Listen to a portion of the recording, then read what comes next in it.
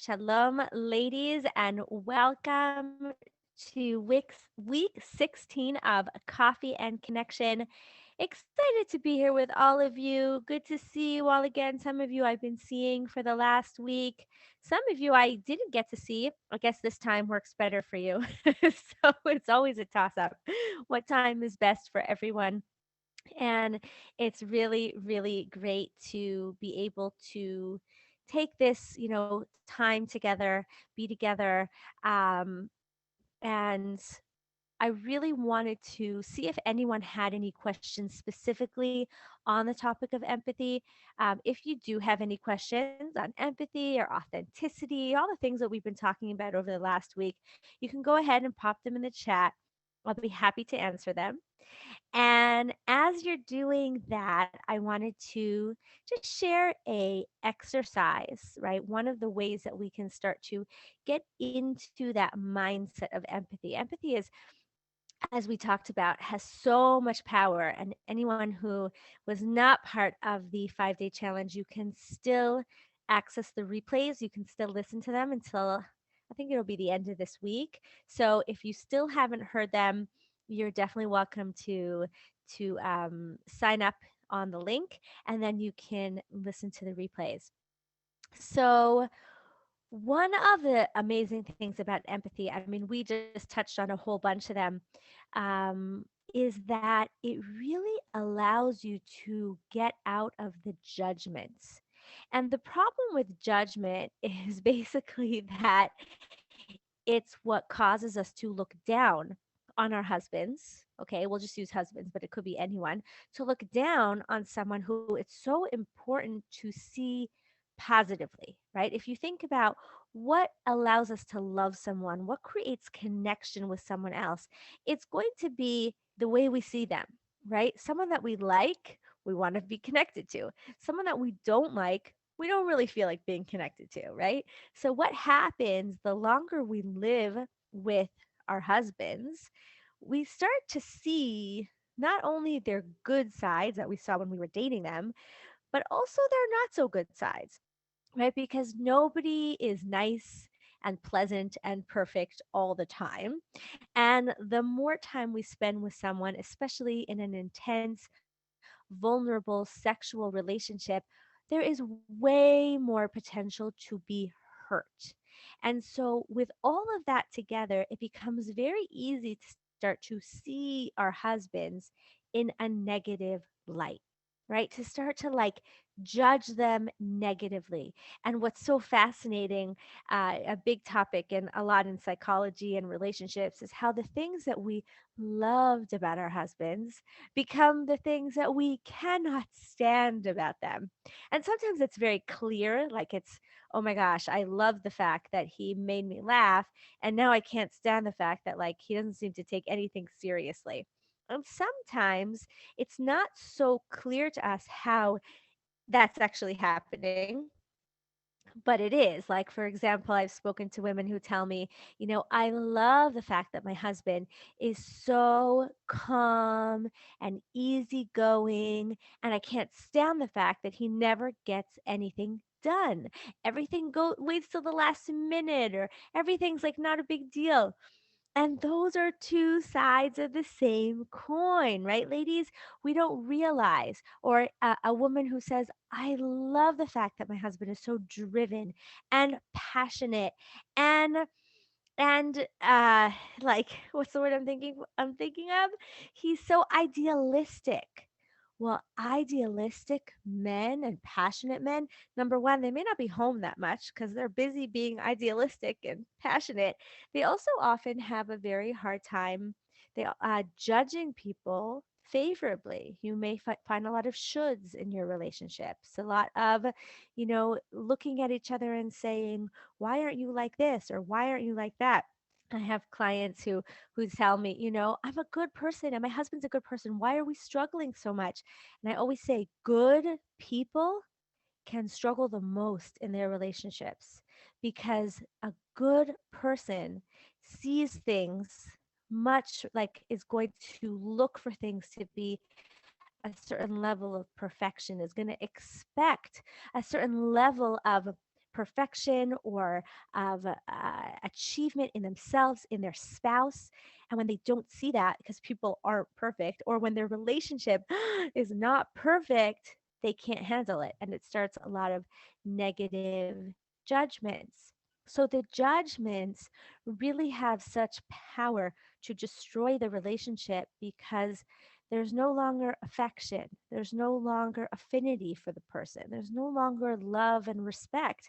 And if there's no love and respect, there's no safety. So it can cause a whole downward cycle into exactly what we don't want.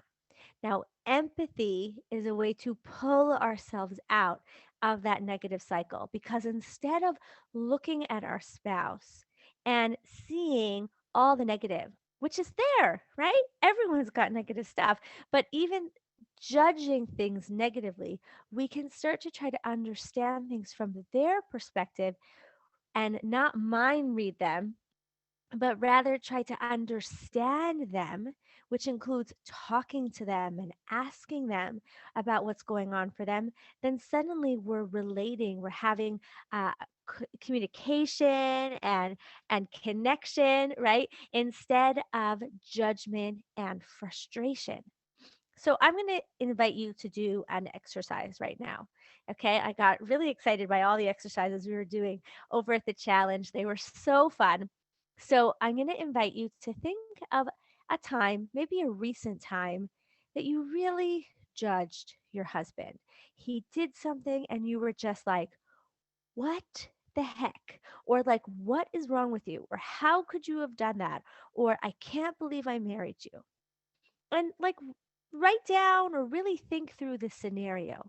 What was it that he did, or what was it that happened? How did he react? What did he say? What did he do? And as you're doing the exercise, as you're thinking about what happened, ask yourself, how did I see him?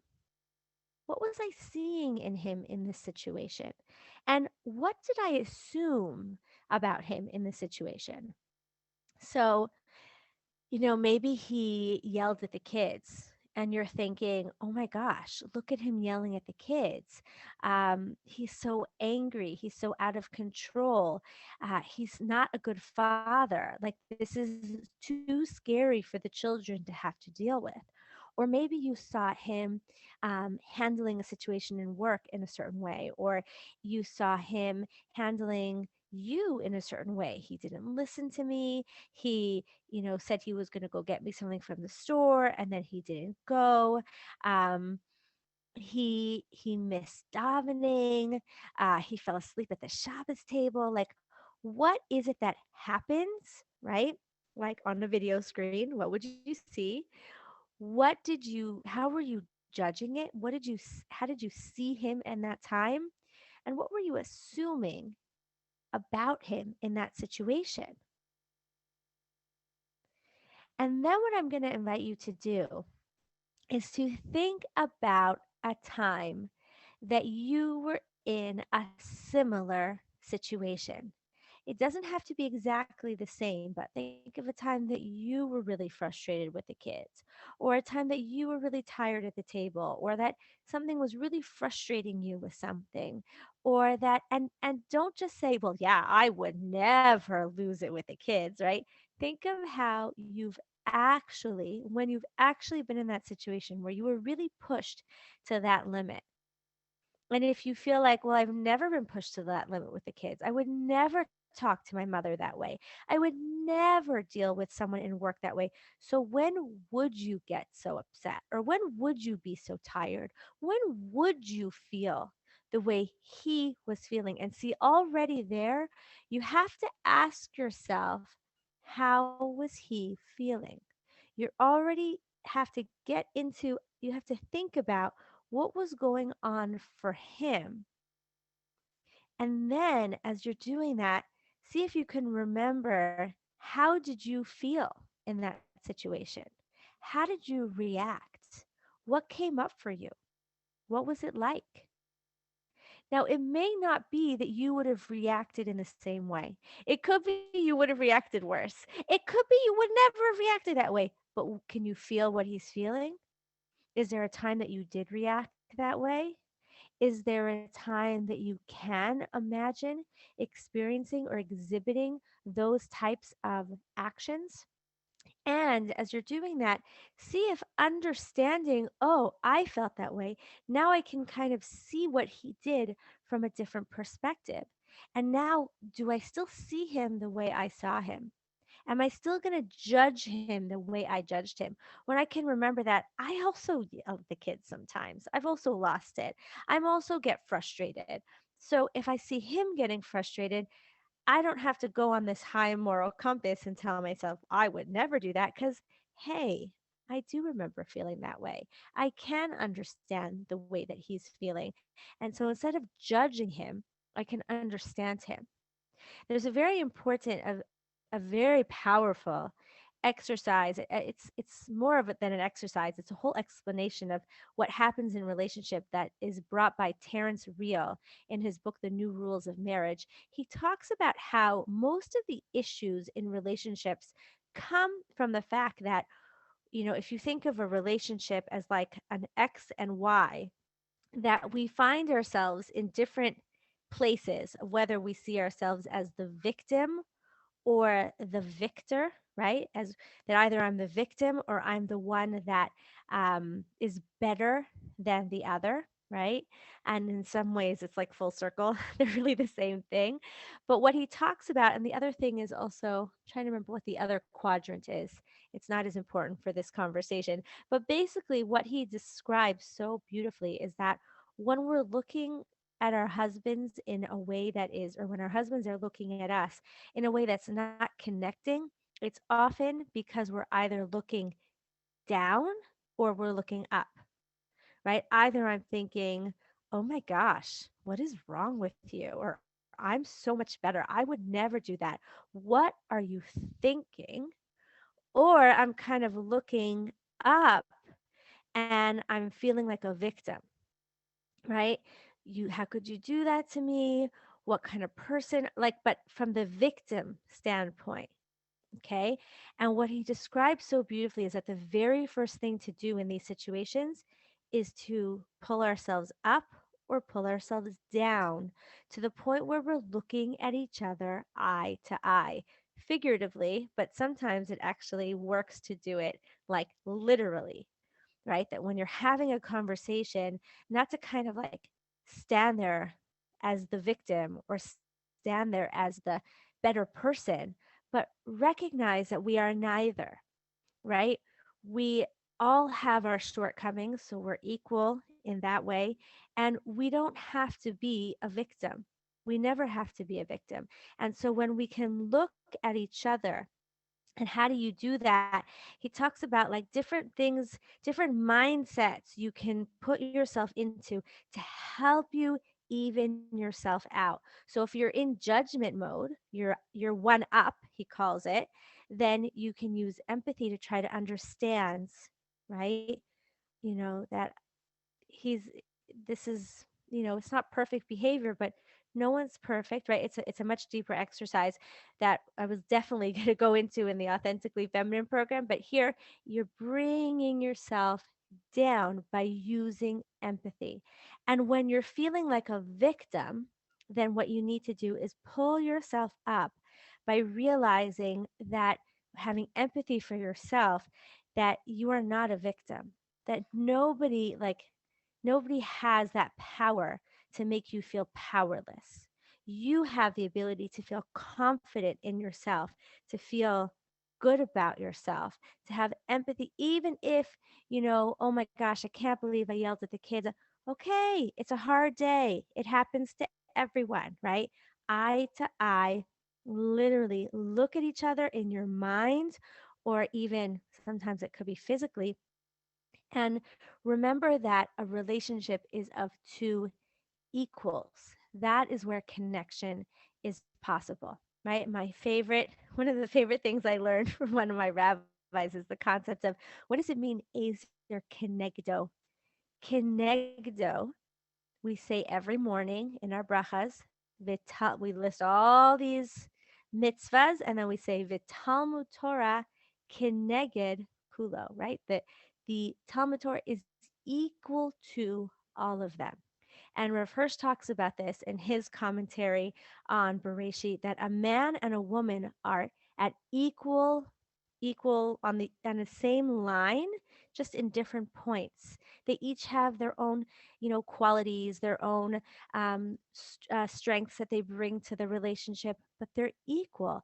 They're different. They can complement each other, but there's an equality that's necessary for a real relationship.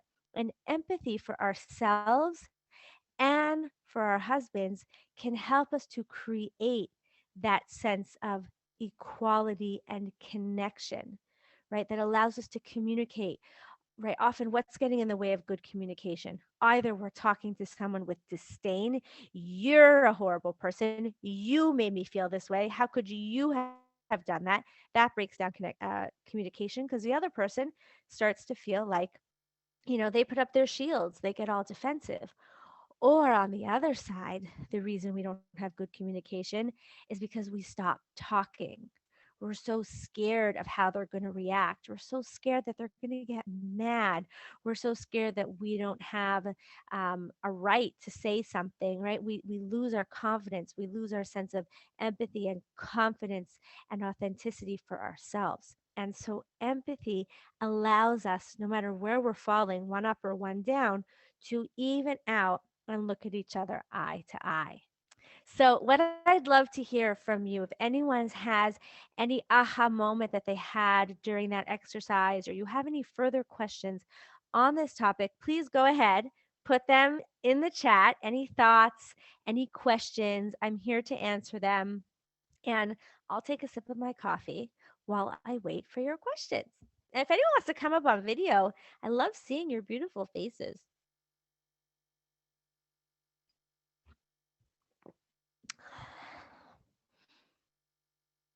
No questions?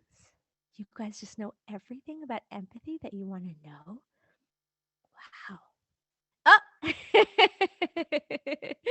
Thank you, Chaya. Why are relationships so hard to navigate? Oh, such a good question.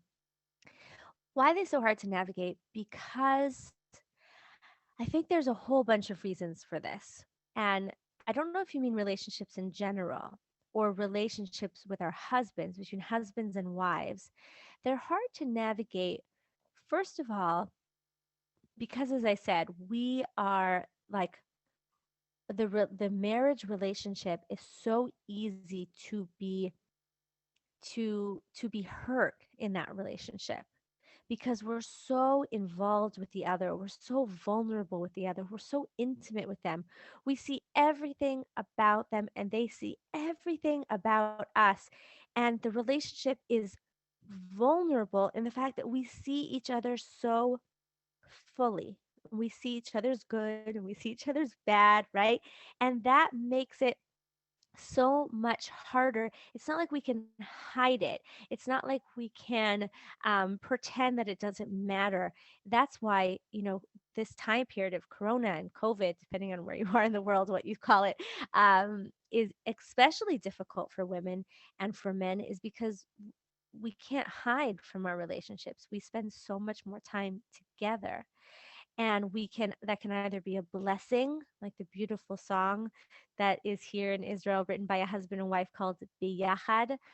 It's just such a beautiful song. I have to warn anyone that wants to look it up that the video is a little racy, so you can listen with the video off if it bothers you.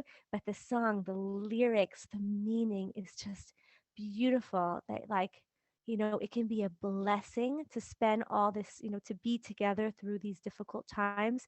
And it can also be really challenging when you don't feel connected, when you feel, that you need that. Not that we don't all need space for ourselves, that's actually very important, but we can't hide from the relationship. We can't hide from our marriage. And that brings me to the other thing. I actually talked about this a little bit on yesterday's training from in the challenge. The fact that we expect so much out of marriage today. So much. Now, whether or not, anthropologically, historically, we ever expected so much out of marriage, it seems like not. marriage today, we expect it to be,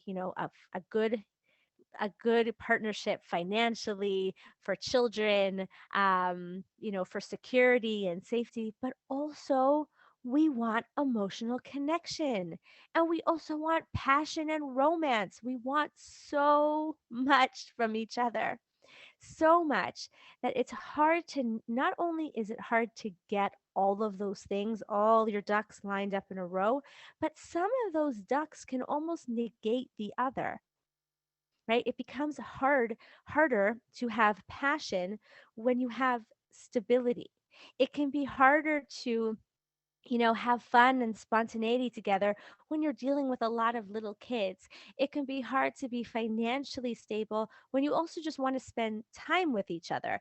Like, all of those ducks are going to kind of play off of each other. And we want so much, and we and our husbands are not always we don't always have all of those skills.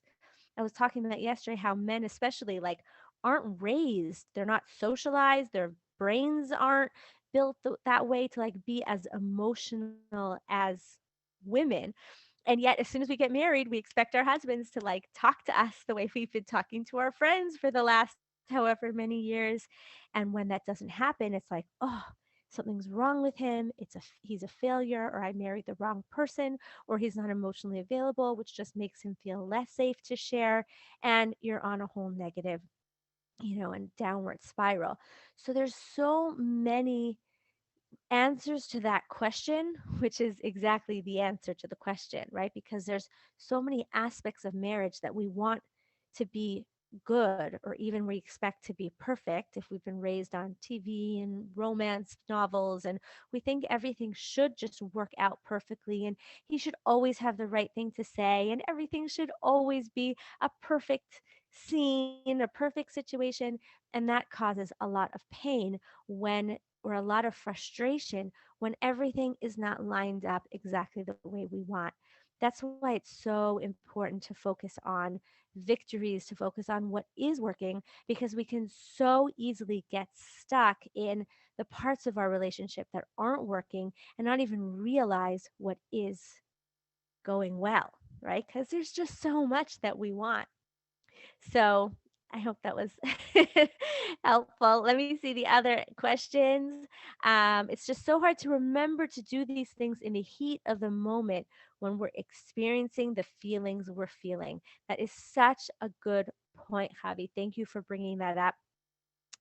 And that is really the challenge of, well, first of all, we can be loving with ourselves and know that, there's only so much we can do in the moment. There are times that we're going to get triggered, we're going to be, you know made excited in that moment. And actually what happens physiologically is that in that moment that we get stressed, the thinking brain, what we would call our neshama, right? Like free will, can shut down, and we go into the whatever you call it, like the survival brain, the nefesh, the animal brain, and then we're not making rational decisions.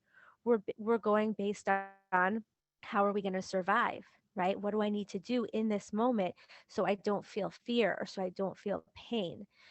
And that's why there's two things that you can do to help you with that. One is to try to keep those stress levels down as much as possible, because as soon as our brain gets stressed, we lose some of our free control, our free will, our self control. So, keeping stress levels down is about doing self care. It's about recognizing when we're getting upset and, taking deep breaths, trying to calm ourselves down, not get pulled into the excitement in the moment, right? Try to, like, pull down the stress levels. And also, the crazy thing about our brains, I was just talking about this today on one of my group calls, is that our brain, like our instinct, works on patterns. It works on the, like, synapses in our brain. Okay, I'm not a neurologist, so I don't know. I'm not going to say I know exactly how this works, but basically, our brains are really cool, you could say, that it doesn't differentiate between what actually happens and our thoughts, our imagination. So the more we talk about it, the more we even replay situations in our brain as if it already happened, the more we learn about it and talk about it and get, become acquainted with it and do these exercises, the more it does start to become our second nature, and it does become the way our brains think. Okay, so it's a great question because it's so practical. That's really like the issue about, I've learned these things, I've learned it, but now I can't seem to actualize it in the moment. That's where it becomes so important to stay focused on it, to keep working on it, to keep talking about it and talking about it and do exercises and thinking about it. And to the point that your brain starts to think that way naturally, that becomes your instinct. And it's an amazing thing. Okay, so let's see what other questions we have. Especially if we don't feel perceived that we're getting the same effort back from our spouses, it's very hard to do or think or feel that we're the only one doing the work. So this is where also a good question. That's where we get kind of stuck and feeling like, why am I the only one doing it? One thing you can definitely, this is where you can use some empathy to try to get curious. Like, does my husband care about the way he's treating me? Is it like, what is getting in his way? Or what might he just not be aware of? Um, Sometimes we're not communicating what's bothering us, so they don't even recognize to treat us differently. Sometimes they are working in their own way, and we don't even realize that things could be even different. Um, and sometimes they just might not know, right? You can't know what you don't know. The more we model it, not to teach them, but just to be in integrity, they can start to pick up on things as well, as long as that's not your intention, right? But yeah, sometimes communication is really a big thing here, where something may be really bothering you and you don't know how to express it.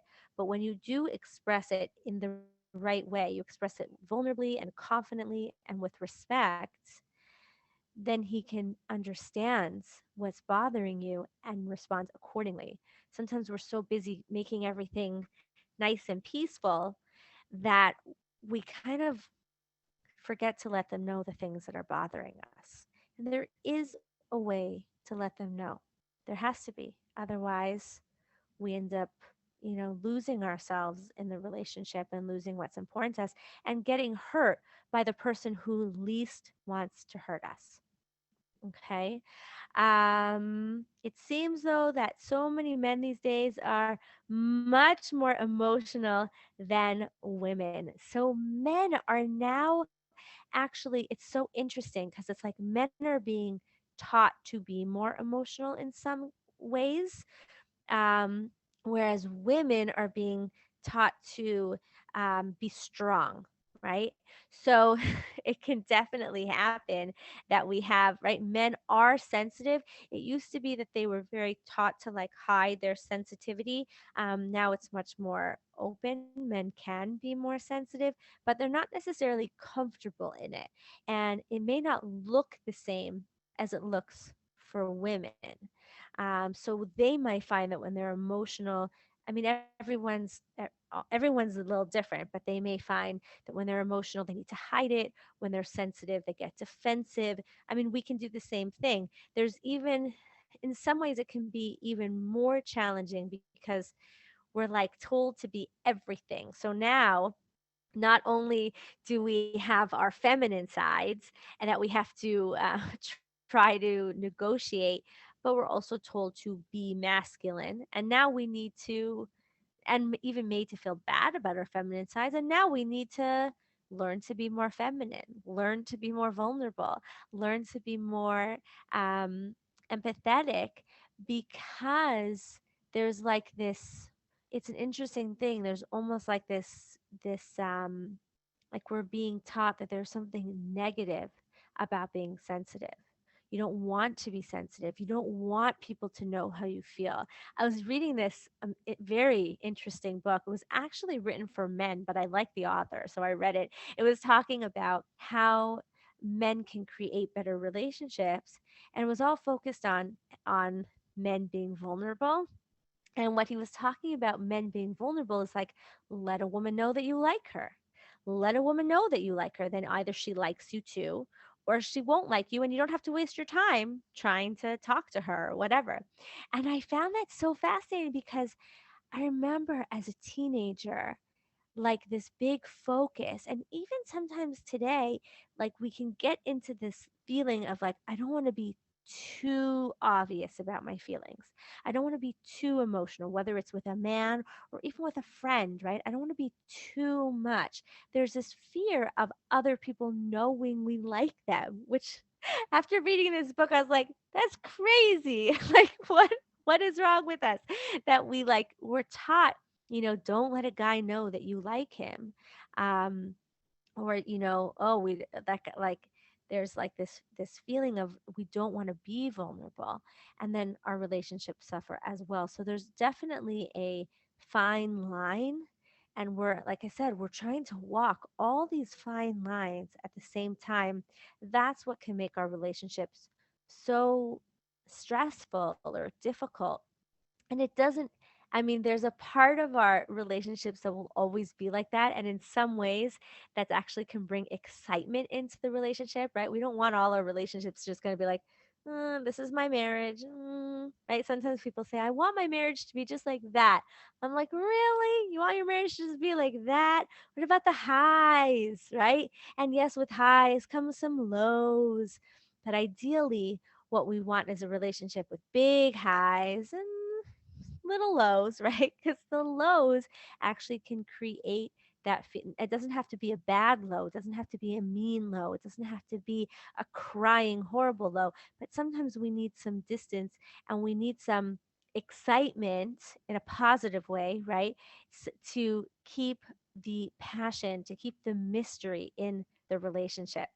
So when we can use empathy and authenticity, and being authentic with ourselves about what we need and what we want and what we feel, and we can look to get in tune with our husband's feelings and what's going on for them, we can create that passionate marriage that when there's the lows, we know how to handle them, and they don't go that low and they don't last that long, right? And then we can have the big nice highs that make our relationships fun and exciting and loving, and we can build all of that. And empathy and authenticity really seem to be the keys that hold that all together. So, thank you so much for your questions. I don't know if anyone has any more, but we're coming up on time, so we'll have to wrap it up. If anyone has any more questions on this topic, feel free to email me. If anyone has any questions about the Authentically Feminine program, which registration just opened today and is only going to be happening until the end of this week. I think Sunday, I'm going to be closing the doors. If anybody wants to hear more, just send me an email, let me know, and I'll be happy to share that info with you. I look forward to seeing you next week. And until then, may we all be blessed to live, love, and be loved with all our hearts. Goodbye for now.